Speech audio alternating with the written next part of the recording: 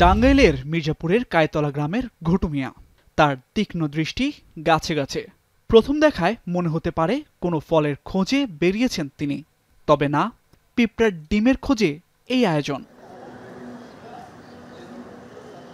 প্রতিদিন 400 থেকে 700 গ্রাম ডিম সংগ্রহ করেন, আর এ থেকে মাসে তার আয় 20 থেকে 25,000 টাকা। ডিম বাংলাদেশি মোটামুটি 20-22 বছর, তাতে মাসে 15-20-25,000 টাকা ইনকাম আছে, খরচও আছে এরকম।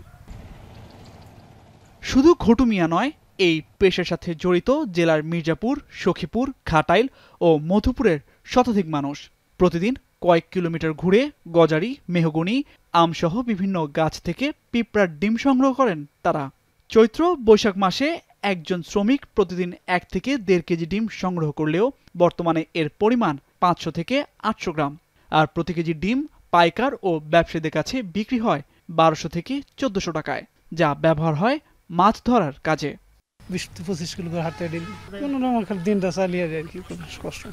এই যে বন দিয়া ঘুরে ঘুরে বিরাট কষ্ট, পাওয়া যায় না আগের মতো। সিজনে আছে এখন 1200 বর্তমান, আর এই কিছুদিন আগে আসলে লাগে আপনার 600-700 এরকম আছে। সপ্তাহে আপনার যদি 6-7 কেজি ভাঙান যায় তাহলে পর আপনার মোটামুটি 6-7 হাজার টাকায়।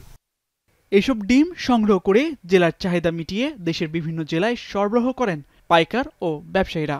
বাজারে প্রতি কেজি ডিম বিক্রি হয় 1800 থেকে 2500 টাকায়। তবে সরবরাহ কম থাকায় ক্রেতাদের চাহিদা পূরণ করা সম্ভব হয় না বলছেন ব্যবসায়ীরা। আমি সপ্তাহে 80,000 টাকা ডিম বেশি, মাসে 4 লাখ টাকা বা 3,60,000 টাকা ডিম বেশি। আর এখন ডিম কম পাওয়া যায়, চাহিদা বেশি। 50-60,000 টাকা ওইরকম আগে বেশি পাওয়া গেছে, কিন্তু পাওয়া যায় না, খুব কষ্ট। আর বিশেষজ্ঞরা বলছেন, বাস্তুসংস্থানে পিঁপড়া সহ কীটপতঙ্গ খেয়ে বেঁচে থাকে পাখিরা। এছাড়া পিঁপড়া গাছকে সুস্থ ও সতেজ রাখতে সহযোগিতা করে। তাই পিঁপড়ার ডিম সংগ্রহ করলে এর প্রভাব পরিবেশের উপর পড়তে পারে।